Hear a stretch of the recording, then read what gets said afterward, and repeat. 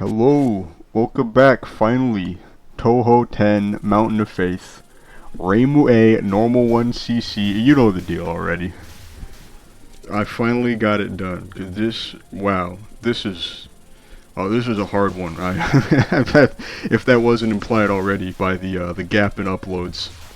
This is certainly one of the trickier games, and at first I was wondering if it was just being out of practice from how different Touhou 9 is compared to this one, but no, I don't think that's it. I think this is actually just a more difficult game. So, with that said, a lot less time to talk about the soundtrack and the art, but that's fine. You probably know what I'm going to say. They're great. I'm wondering if I should even bother saying it at this point. I'll let you know if they get bad somehow, but I really don't feel like that's going to happen anytime soon.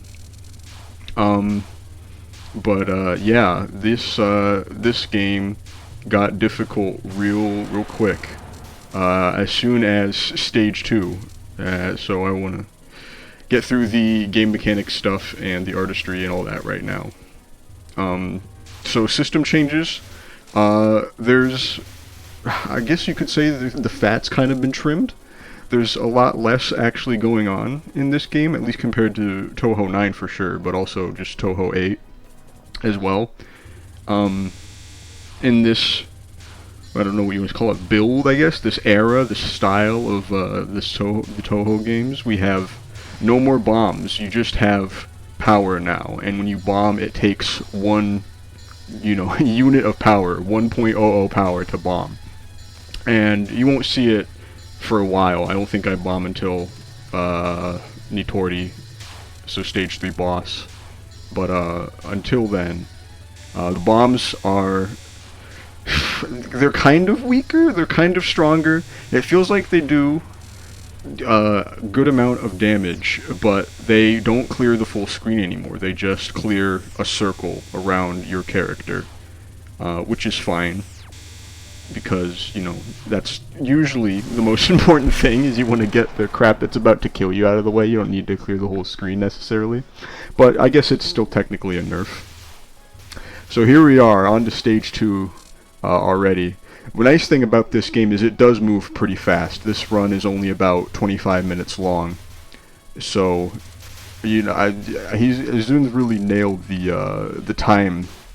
The time investment of a run in these games, I think, because it was getting, I feel like my Touhou 7 run was like 35 minutes long, and that's kind of like, yeesh, like that wears on you, right? It's not a huge difference, right, 10 extra minutes, but when you're playing the game, you can really feel the 10 extra minutes, I feel like. And that just might be, noob skill issue. I'm willing to accept that, but I can't deny that that fatigue does hit. So here we are. This is the first spell card that I had trouble with, and the gimmick's pretty simple, as you can see. You just kind of get these rows of bullets coming out, and they all head different directions. So the secret here is to be further back, to have space here to slip through these in case you need to, these downward headed ones, because well, if you've been watching these videos, you know back in Touhou 7 I explained I like to be here. I tend to just sit around the middle of the screen basically, and if you're doing that here, you don't have space to get through there. The time to react to the bullets on each side is much less, and it just becomes a lot more difficult to handle this spell card. So yeah, sit back, stay safe. It helps if you move through one direction at a time. So you'll see, I'm guessing I'm going to go through the right here actually, but then I'm going to go through here. So don't try and get in the perfect spot, essentially, to just let everything pass you by at once. You want to be moving through openings as you see them, but you also, you have to be cognizant that you're not going to run straight into another bullet. So yeah, I want to scoot it up there, moving to the right, slipping through that gap there, slipping through the left here. You can see I came very close to getting hit there, but I just, got over to that side, get down, get through that one, and that's the clear. So yeah, that's the first time in this series, I think, where I've explained a stage 2 mid-boss spell card, or felt the need to at least. But that did trip me up when I started playing this. That was something I actually had to like figure out. Okay, how am I going to approach this? Which isn't something I can say for Daiosei, you know. Like you can kind of just intuit how to deal with Daiosei. You don't need to do much studying. But other than that, this stage is not too bad. The mid-boss is not too bad. Hina is tough, the stage 2 boss. Hina is probably the strongest stage 2 boss. Strongest isn't, you know, gives me the most trouble. But, yeah. So, starting normal spell card here is not too bad. You've got all those seals, but they end up making a nice tunnel to fall through. Here's where the difficulty starts. You kind of want to look. Let's get back a bit. Let's get to the start of this spell card if we can. So you get these. God, I don't know what to call this shape. You can see these axes, right? There's these bullets that lead. They're kind of like a wheel. Yeah, it is. It's like a wheel, right? It's got the spokes on the wheel, and you'll see the spokes will fan out and make walls of sorts. So let's see if I can get to it good. You can see it right there, yeah. Walls, kind of like this and this, this and this. You want to be by one of these spokes, and you want to look for your opportunity to slip through the cluster, you know, the spokes. So you can see I'm hanging back pretty close to the bottom here, looking for my opening, slip through the 2 walls, let those kind of pass by, just inching very slowly through it, and then, you know, you want to get right back up to the front, get yourself more space. And, you know, you spend it all already. You know, I've spent it all. I've come straight back down. But just inching very slowly. And then, boom, right there. Walls just pass you by. Alright, first spell card done. This basic attack is no big problem. Okay, this can be a little bit this can be a little bit tough sometimes, where these red crystals come in with the these blue seals.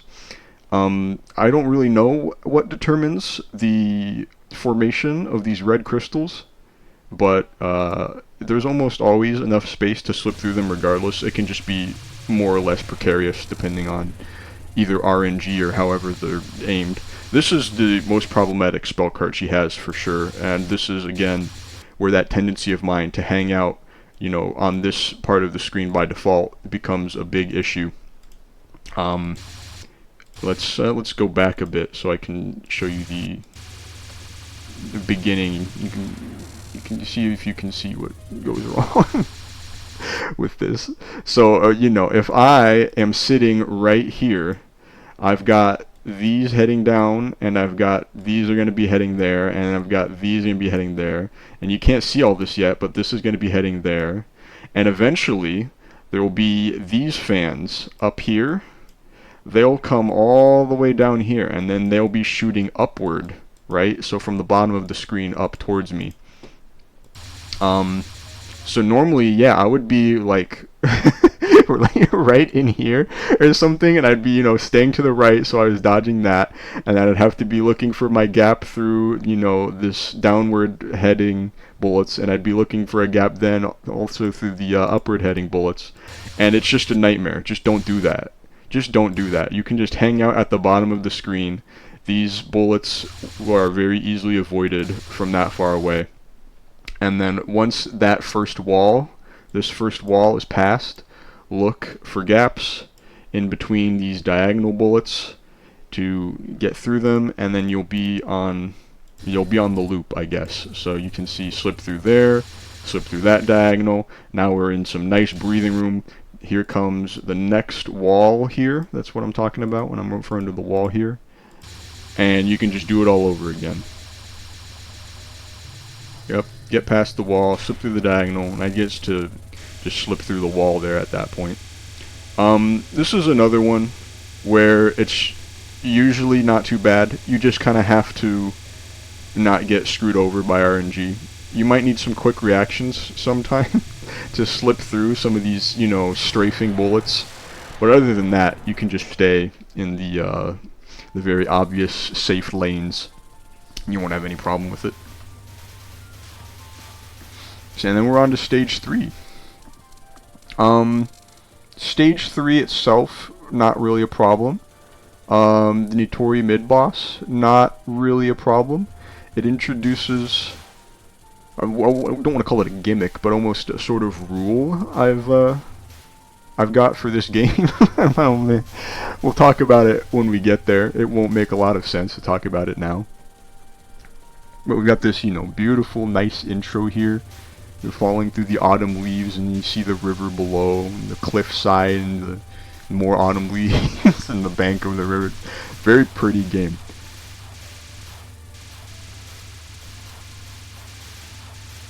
So you can see, just kind of killing fairies here. Not a whole lot to mention. So definitely a ReimuA blessing here, as you can see. I'm just right up in the face of those greater fairies with my main bullets, and then the tracing ones are off, killing the other one. This may be a much more difficult stage for other characters or other loadouts. I wouldn't know, because I play ReimuA. Okay, so here's that gimmick I was talking about, is go for the A and not for the V, right?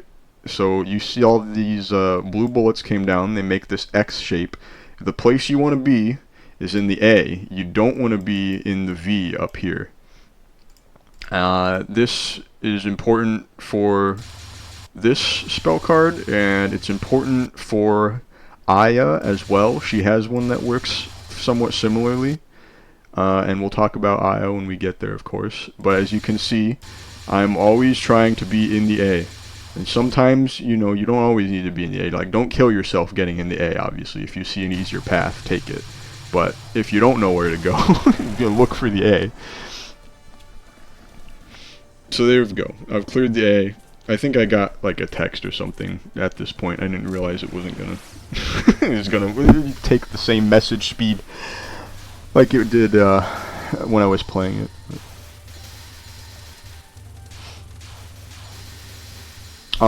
These bullet patterns can be a little tricky with the greater fairies here. We're not really... They just kind of introduced them just then, but eventually I think they're going to have 2 at a time on screen at once, if I'm remembering correctly. Yes, like this. Again, ReimuA privilege. You can just kind of burst one down as quick as you can, and then deal with the patterns from range at that point. So yeah, here comes Nitori. She's got one of these sucker punch spells for their basic attack. Her basic attack. First, basic attack. You get these blue bullets coming down really fast. I didn't need to draw that, but you can see that. Just know that it's coming and get to one of these lanes and you're fine. Here's another tricky one, or at least one that was tricky. You have these orbs coming in on the side, and the trick to it is you want to be as far to the ground, or bottom of the screen at least, as possible, so that you can focus and get as much time as you want dodging these big blue balls. You need to be aware of when these horizontal balls leave the screen, because when they do, a new set will come out. And you might be safe still in the height that you're at on the screen, and you might not be, so you might need to readjust. But as long as you are at a safe height, you can navigate around these larger white balls pretty simply.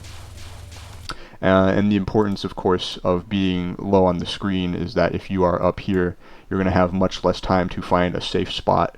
Both in terms of height and in terms of dodging the larger white balls Nitori is sending out at you.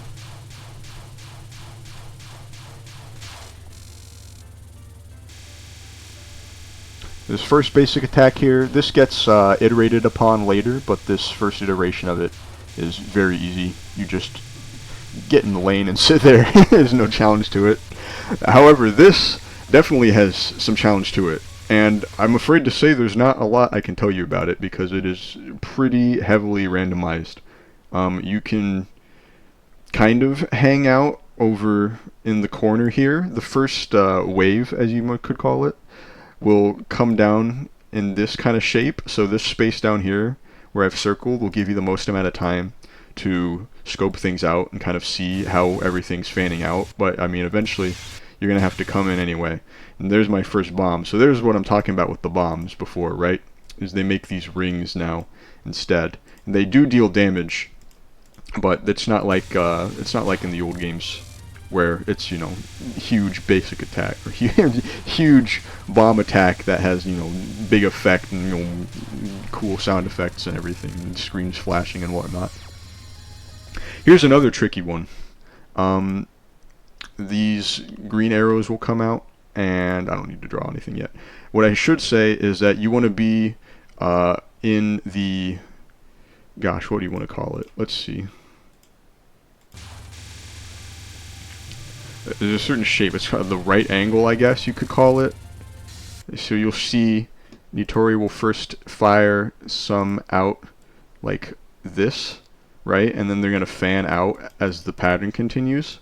You want to be underneath this right angle. So, right, you want to be over on the left here, at least at the start. Because eventually what this means is that when this turns like this, you're going to get a few needles that are just heading straight down, and they're fairly easy to navigate around, and then you'll have another batch of diagonal needles that are also fairly easy to navigate around. Maybe you don't need to do this, right? Maybe you are dealing with it just fine. For me, this was another tricky one. You can see, again, there I'm using the same principle, right? Because Nitori's flipped the pattern. Now the right angle is on this side. So I've swapped to the other side of the screen, and I'm right next to these vertical green beams, playing very cautiously. Yeah, the caution, in case in point, there's my caution. They're bombing right there. So while I'm doing whatever on my phone or whatever is holding me up here, it is interesting. I think the idea of using power for your bombs is a really interesting gimmick, because you're no longer just using your bomb resource to get your bomb benefit. You're now trading the strength of your basic attack for, you know, that get out of jail free card. Is right. It creates a much more interesting dynamic than the bomb used to be, than compared to how the bombs used to work, I should say. And we're on stage 4 here.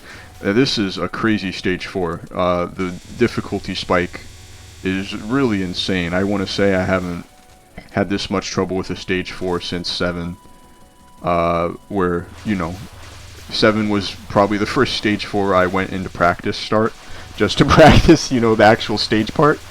And that's the same here. We get Momiji. Momiji debuts with this fucking diabolical, absolutely horrifying spell card. It's not even a spell card. She doesn't even have a spell card. It's just her normal attack pattern here, whatever you want to call it. I've kind of glossed over it talking about the game, but I want to get back to the beginning here. When you see these cyan sickles coming down, you know, okay, this pattern happens again. I'll talk about it again when we get there, just because I don't want to keep jumping back and forth and jumble up the order of things.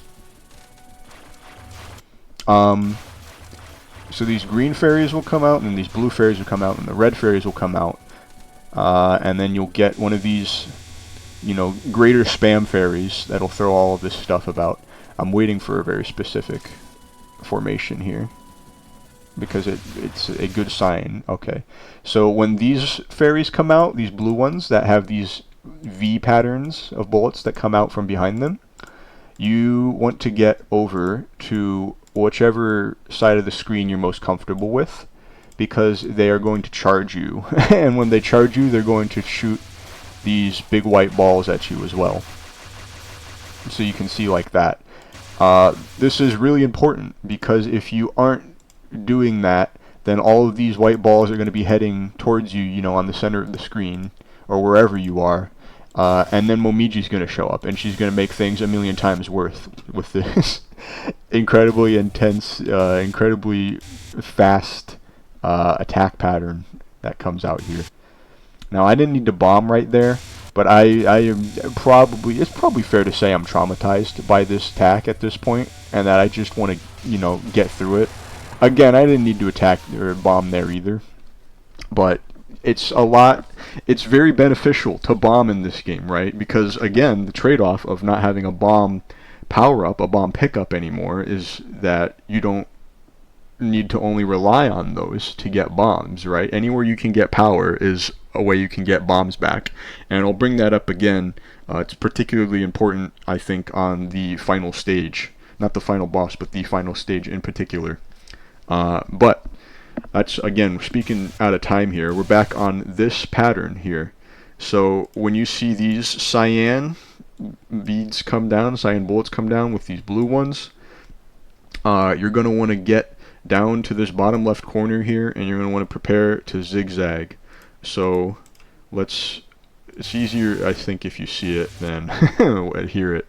But you'll see, you want to be over, you don't want to be in the middle for it, right? You might think, oh, why don't I just want to be in the center, and then I can, you know, get around these very tightly. It's because these big white balls are coming for you, right? So by sitting over here in the corner, the big white balls you can see are all bunched up over there, and I can very easily pass through the pattern here.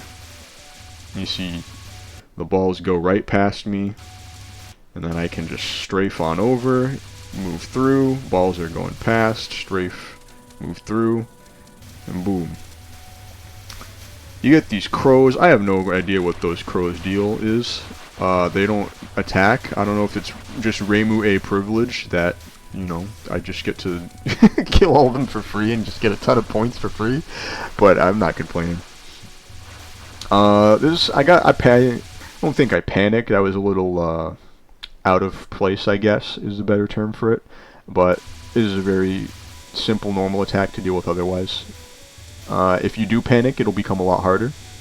Just hold still, make little movements to get out of the way of the bullets and nothing more.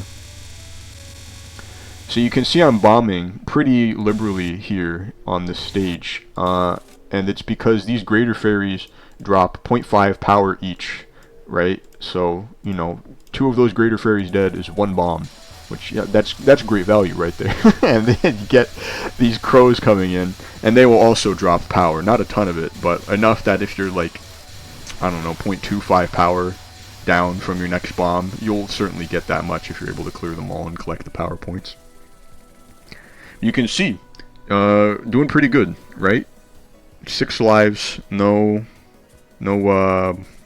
deaths yet. That's what I was going for. But now we're on Aya, and in keeping with Stage 4's theme of being hard, Aya is also very hard.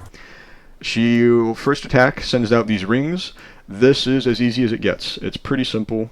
If you find a gap like this, you can just sit there and not move, and you're fine. I don't know if, yeah, you can see I just didn't move there. So, you know, find a nice spot where you only have to deal with 1 ring, and then you can just sit there and shoot at Aya, and she'll go down pretty fast, because like I said, the damage moves pretty quick in this game. This, I don't know, frankly, you can see, right? You can see up there at the history, 1 of 26.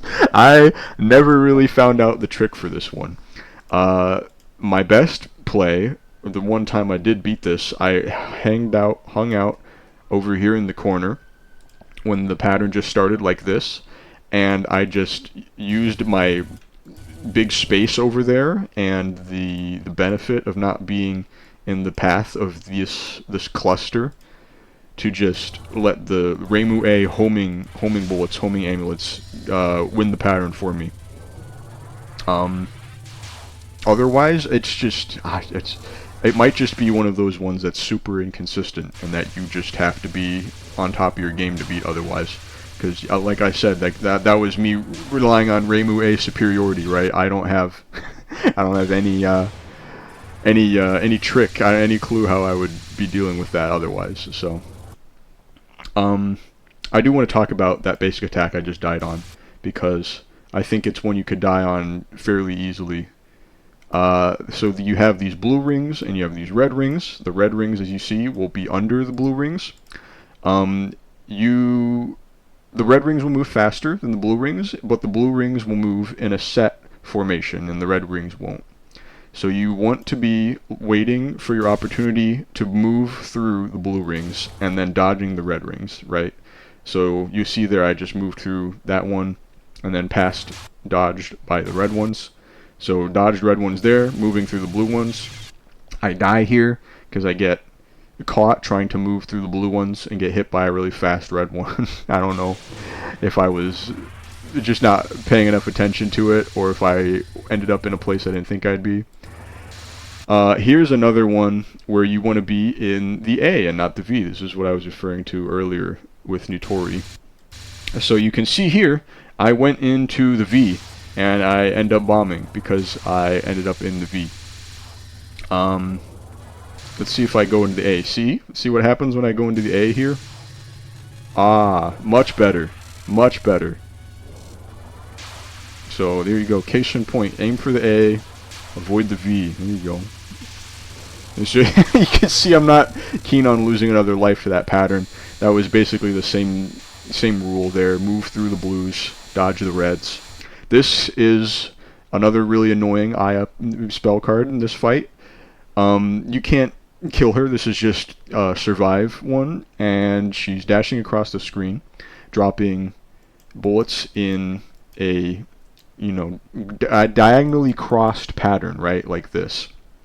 So the place to be, as you can see, is right along the wall, and a little bit further back, because in this spot, all of these ones that are heading, down into the right are not going to be heading towards you, so you only have to dodge these ones heading down into the left. It becomes much easier to deal with, although it can still be a really big pain in the ass to deal with. And of course, if you're more comfortable playing on the right for this, you can absolutely do that. I don't see why that wouldn't work as well. That's usually the case. I'll usually default to one side or the other when I'm, using one side of the screen to deal with a spell card. But in almost every case, it works both sides of the screen. So, I had to bomb there. That's unfortunate. Again, Aya's last spell card, and it's another doozy. I think I actually nail this one perfectly, but the right way to do it is you want to be going through the blue and then going through the green, right? So I'm pretty sure I'm going to go through the blue first here. My preferred method of doing it was waiting until I was like right around here and then heading, diagonal and down to the left or down to the right to get through the blue, and then you can move through the green pretty easily. You can see, whoop, just slip right through there, and I move through the green, and then I move down into the right to get through the blue, and the screen's tearing, but it's alright. Going down to the left to get through the blue, move through the green, down to the right, and eventually you're going to have to start doing this a little more quickly, because these green volleys are going to come quicker, so you might need to move through 2 green things. Which can mess up your momentum. Definitely messed up mine. And the location of the green balls will change, right? So they won't always be... The gaps between the green rings will not always be in the same spot. But, otherwise, not too big of a deal. You can see I spent a lot of power right now. I'm at 2.8. But that's okay, because we're heading into Stage 5. And Stage 5... is not so bad, and there's plenty of power to get here. Which is great, right? Like, what? I get the Stage 5 being, phew, we're finally done with Stage 4, on to Stage 5. What a relief. Like, that's a crazy thing to think.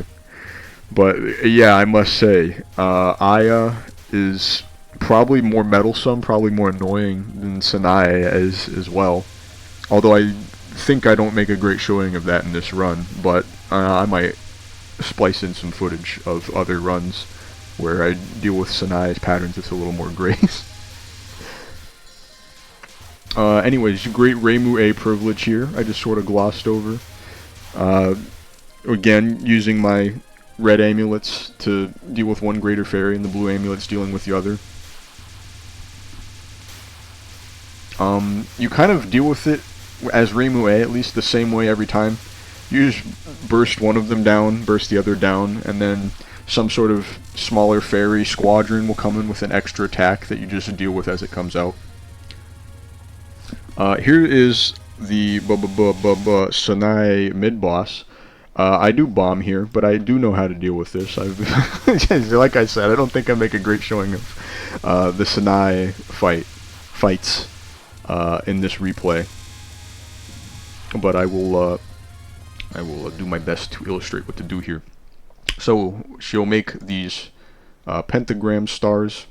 The stars will collapse into other stars, and when you see these gaps form, you want to get in. You want to go in. So I do that here. I get in, and then you're kind of waiting for the blue balls to align.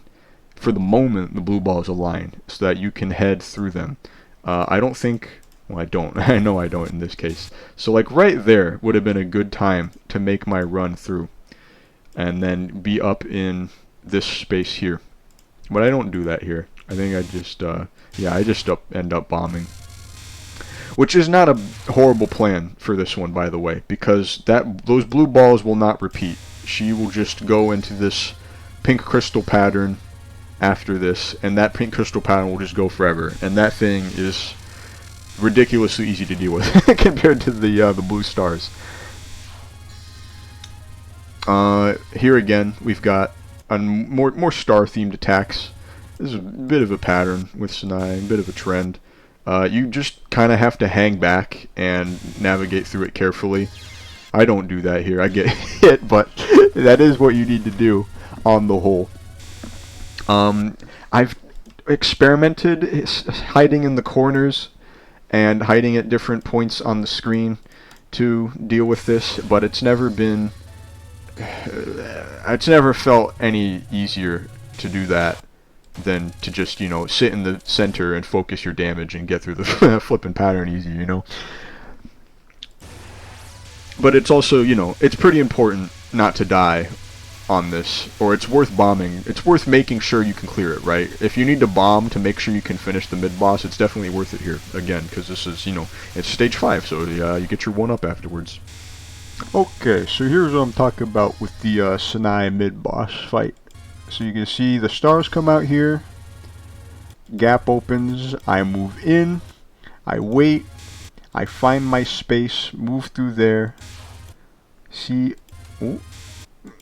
opening, move through, navigate around the pink, and those pink bullets are all you have to worry about. After that, you're good to go. I think I get fucking, I get punked here. I get sucker punched, and then I just bomb after this. Yeah, I just go in there and bomb, get the most points out of it. But that's the mid boss. And you definitely want your 1-up. Your 1-up is more valuable than 2 bombs, even still. I believe if you have 0 power somehow when you die in this game, and you respawn, it gives you 3.2 power worth of power, which would be in line with the previous games in the series, right? Because when you die, you come back, you'd have 3 bombs, so 3 power would be 3 bombs, and a little something extra.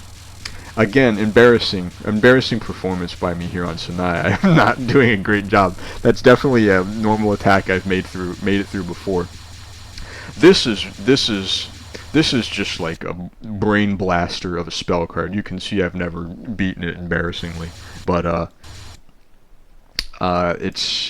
you need to position yourself in a place where you are out of the way of the beams, first and foremost, and then you kind of have to navigate around these pink balls that are aimed at you and these crystal patterns that aren't. So there's a lot to deal with this pattern. And none of it is really consistent, right? Because you'll always have that pink ball that's going to be heading right where you are, or where you were. So it's just, you know, it's dicey. This is not too bad. You just slip through the gaps on these red ones here, and stay in the grooves of these blue ones, and it's pretty easy to pump through. Slip through the reds, move through the blues, hiding toward the back there to finish it off. Here's another problematic spell card. This is another one I have dealt with before. When I got this one clear on this before, I was so in the groove. I was like, oh, I've totally got it. I've totally found it out. You just have to tap very slowly, just get out of the way. Here, I should show you more of the spell card first. Get out of the way of these chains. And that is true. That is correct. That is how you do it. I just am not very good at navigating the space, I guess. As you can see, as I started with this, as this spell card began, I was over in this bottom left corner because I want as many of these chains as possible to be aimed over there. Because as you can see, there's this big laser wave here that is just, you know, I mean, it kills you, right? It's going to take all of this and make it out of bounds, essentially. So as many of these bullets end up firing into this out of bounds area, that's like bullets we just don't have to worry about, right? It's like we're not going over there because the laser wave will kill us, and those chains are over there, so we don't have to worry about it, right? You just don't go that way. But as you can see, these start taking up a massive chunk of the screen. So you, yeah, I end up dying there. Oh no, I end up, okay, I get the bomb off. Go me. But you wanna be making these tiny micro movements, just taking as little space as necessary to dodge the chains. This is also one that can be pretty dangerous to bomb on in a sense, because let's see if I can get. I think I bombed. Yeah, right here. The bomb will clear out the wave, but the wave will just come right back. So if you're not keeping track of the shape of the wave and you're like, oh, okay, it's open over here, let me go over here, well, it won't be for long, right? The bomb will wear off, the wave will come back, and you can get hit by it and die. That's happened to me more than once. I don't want it to happen to you, so please be careful. And so here we are, back again with these blue and red wave fans, wave crystal walls, whatever you want to call these. They're in a different shape this time, different pattern. Pretty simple though. The blue ones you want to head through, and you'll wait for the red ones to come down, and they'll make a gap, and you can just strafe to the left or to the right, you know, depending on whichever direction you need to strafe to get out of the way of the blue bullets. So you see, you move through the blue there. You got my opening, strafe left. Move through the blue, strafe left. I'm kind of just strafing through the blues as well, honestly. If you want, it can help to be closer to Sanai. Of course, you're going to have less time to react, but the crystal patterns won't be as fanned out, right? So they'll take up less space. I die here. This is another one. This is another one I've beaten before. Let's see if we can get it to show up again. So you want to go, when you see this gap in the red here, you want to slip through there. Let's see how far I get with this. And then you can slip through the red again. And you just need to be so careful about these blue ones. The blue won't move. They'll kind of remain static. They'll kind of give structure to where you can move in this. But as you see, the red ones are shifting a little bit. I don't have to deal with it here. Again, maybe I'll just splice in another Sanai fight after this one and show you what I'm talking about with all these spell cards.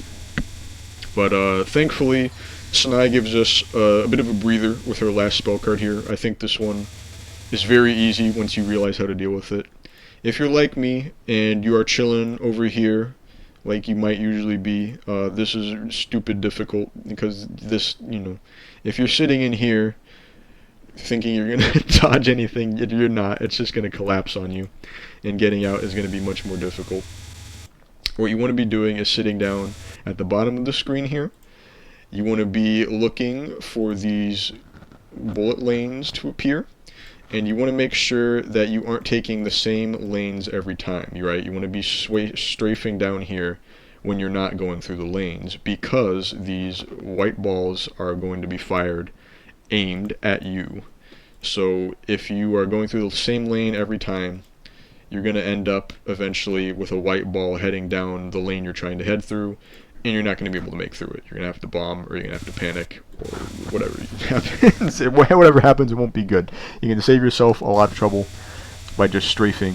So you see I moved from the right to the left. See, case in point. Now, I could have probably pushed up there and made it through there, but I didn't. I didn't do that in this case. See, moving through there, aimed. You see, I kind of gravitate back towards the place I already was. This white ball comes at me. Yeah, that would have been tough. That would have been pretty tough to navigate through without just blind, just off the cuff like that. Okay, here with some Sanai amendments. Here we are. So that, alright, it went by pretty fast, huh? So stars come out, break up, move through the straights, wait for a gap to line up there, move through, boom, and then you can just navigate around these lines. I don't know what you want to call them. These blue ball lines. Fairly simple.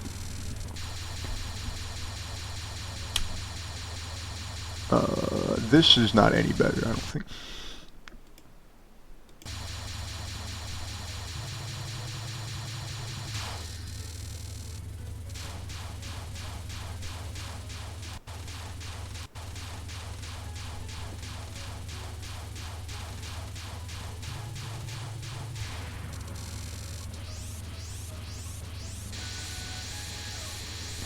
So here's what I'm talking about with the chains, this spell card. You can see making little movements, and you see I'm moving in a circle, huh? That's the way of it? Interesting. I can't tell you why I didn't recall that. But that's how you make it through there, huh? And last but not least on Sanai, we got this spell card here. You can see I moved through the red gaps first. And that's it. The blue ones, like I was saying, they kind of form like a space of play. I think I end up bombing here. I might not even have needed to. That was definitely a bit of a buzzer beater. But that's how you deal with that one. So anyway, you can see, again, I used quite a few bombs there. I'm down to 2.4 power now. This last stage is very hard, though. And I think it is worth using a bomb here if you need to get through. And you're not doing no miss, no bomb challenge or anything like that. I'm pretty sure, yeah, I bomb here because the screen just gets very hectic very fast on this stage. Not super busy most of the time, but just there's a ton of stuff heading straight at you. You get the little booger guys spinning around.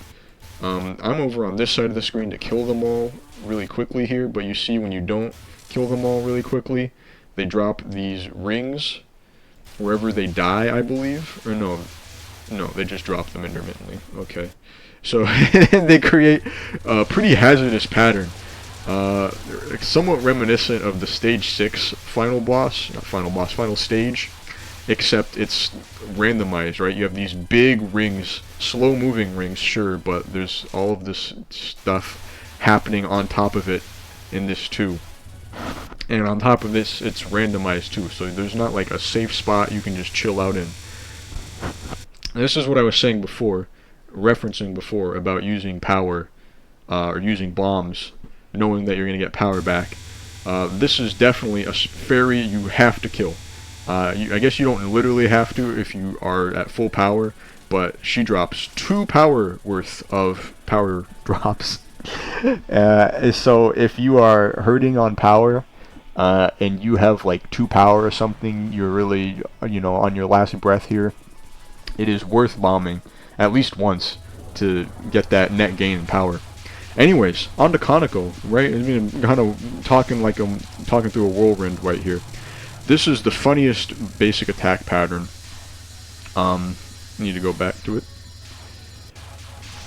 I bombed here, but I don't know. The first time I fought Kaneko, I made it through that basic attack, no problem. Second time, no problem. Third time, no problem. At some point, I don't know, I started overthinking it or something, and then I started struggling with it. But I was in some kind of zen state the first time I was doing this boss, the first few times I was doing this boss, and I was able to just slip right in between that pattern with no issue.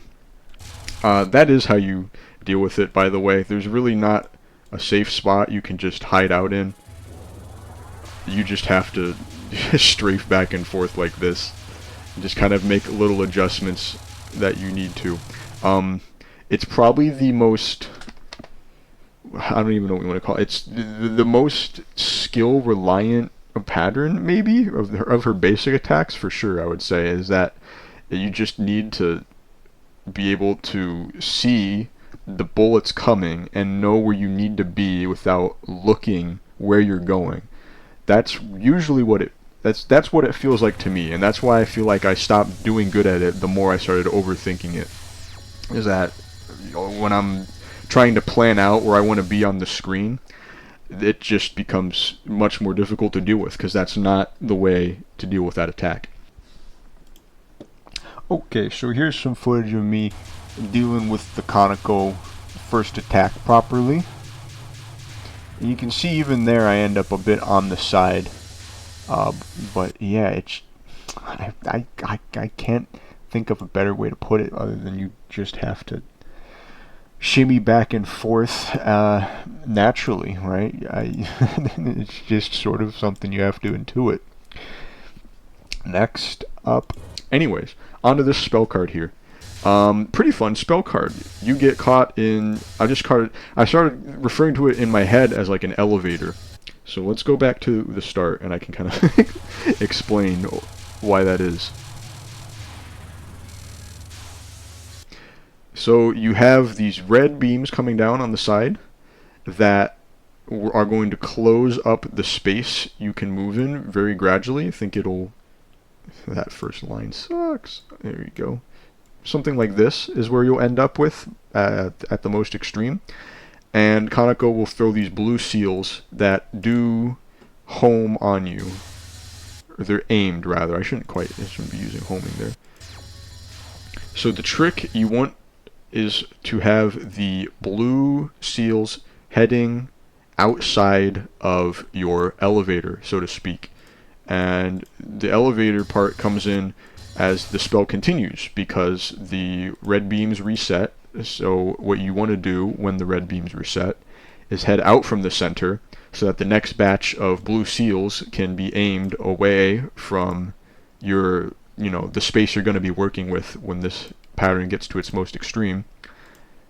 And then you're going to want to slide back in to the blue seals. So you see I've slid back in here, and I'm just taking the elevator down, right? And go back out, get the cards aimed at me, back in the elevator, navigate down.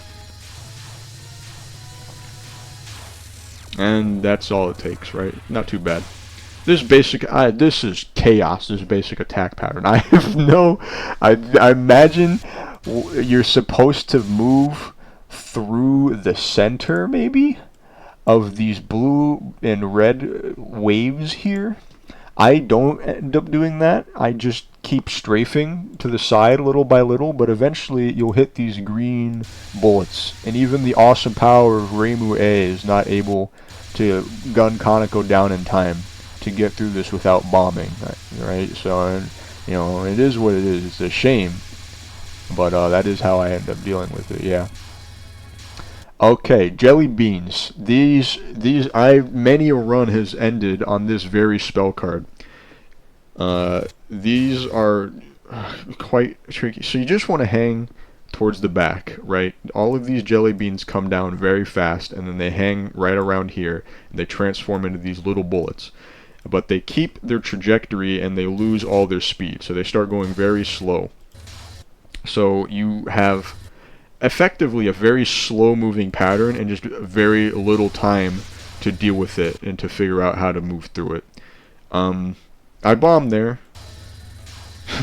There's no excuses really. I bombed there. Like I said, I'm a little bit traumatized by the jelly beans. I've definitely lost multiple runs to it, so I just wanted to be through it. Pretty basic normal attack pattern here. Something else I've beaten for sure. I end up bombing through it there. So here we are with this basic pattern with these crystal walls here. You can see moving up, and I'm going to sort of hover around this general space, navigating around walls as they come. So you can see, oops, come on further back. So you can see I'll move through probably to the left here, and up, and then right, and then down, so that I end up in generally the same area. Yeah.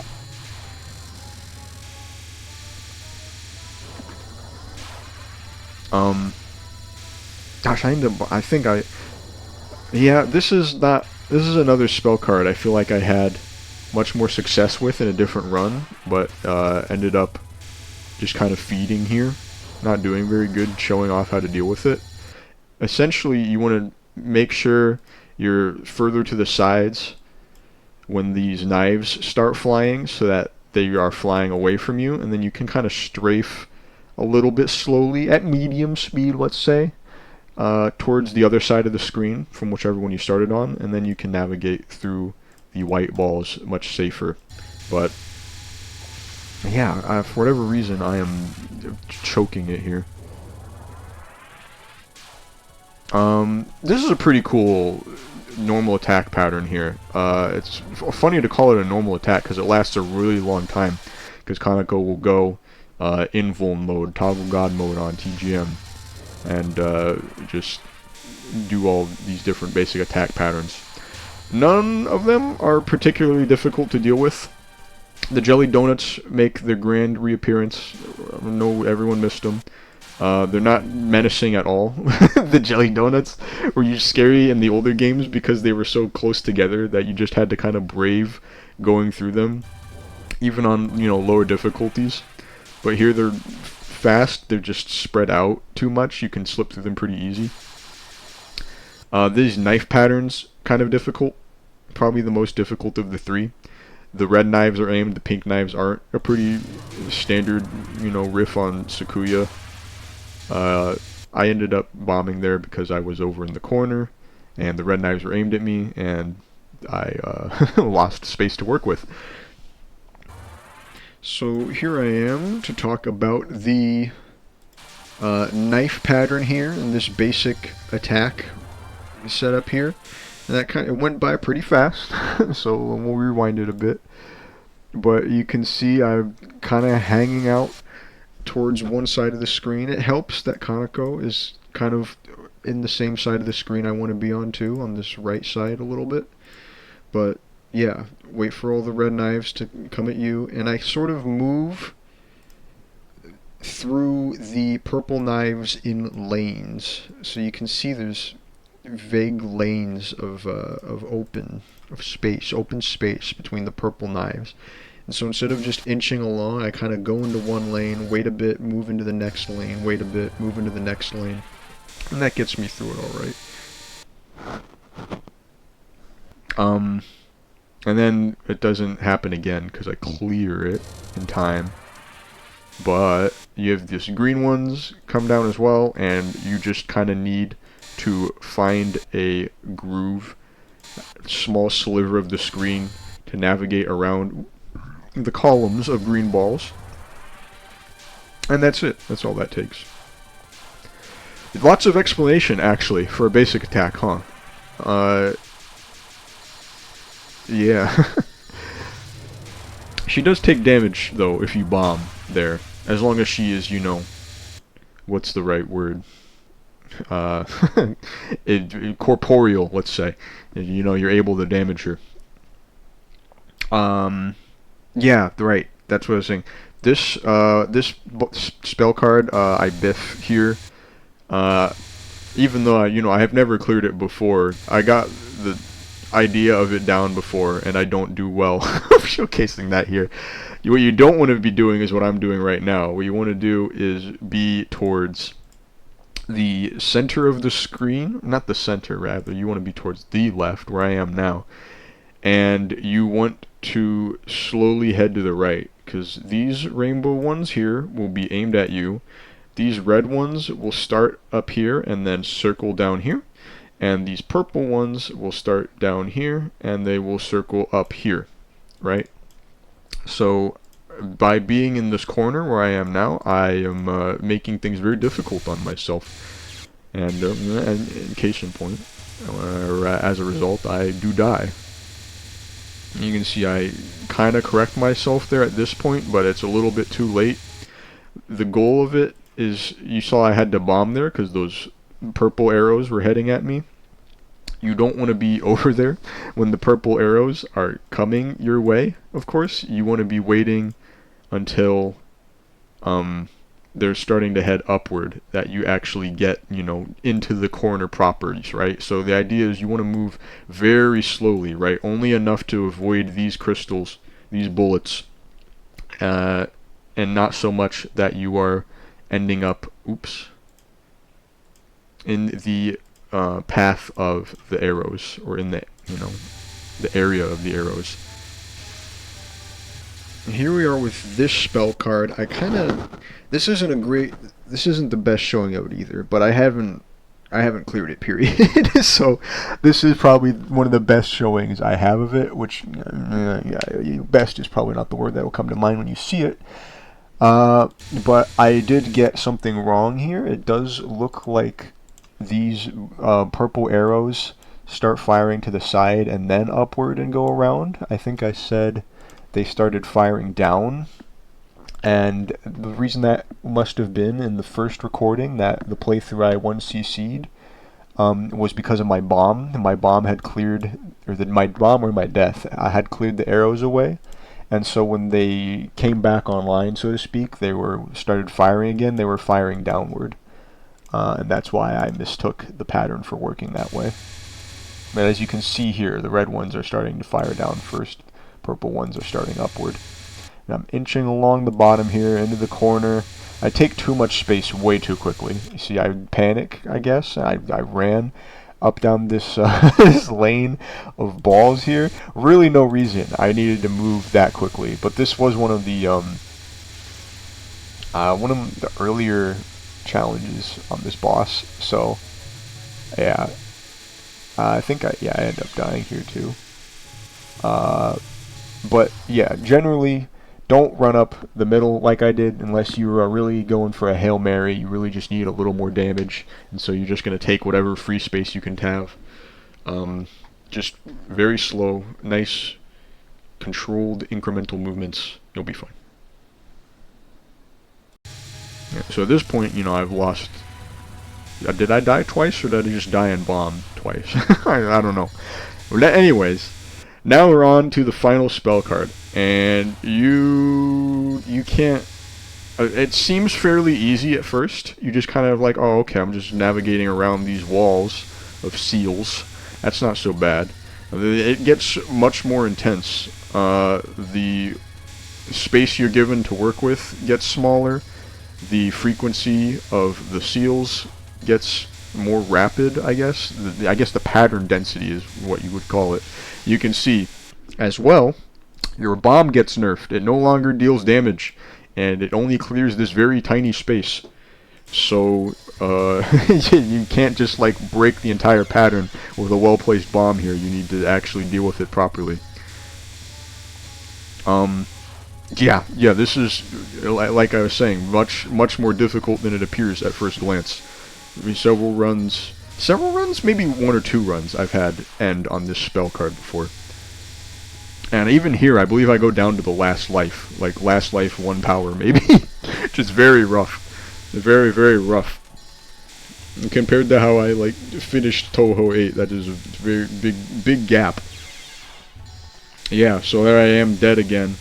I only managed to grab 3.15 power. It doesn't matter at this point, right? That 1.5 is just beans. Oh, and I take a really rough death there. I'm stuck down at the bottom here. No lives left. I bombed there to get through it, and I am very lucky to have done as well as I was doing at the beginning of that spell card. Otherwise, I very likely would have died. And I was very panicked here as I was celebrating, of course, because I beat the fight. And then I was like, wait a minute, this is taking a really long time to go away. Is there more to the fight? Because, yeah, plenty of Touhou game at this point has given me more to do after I thought the final boss was dead. So, yeah.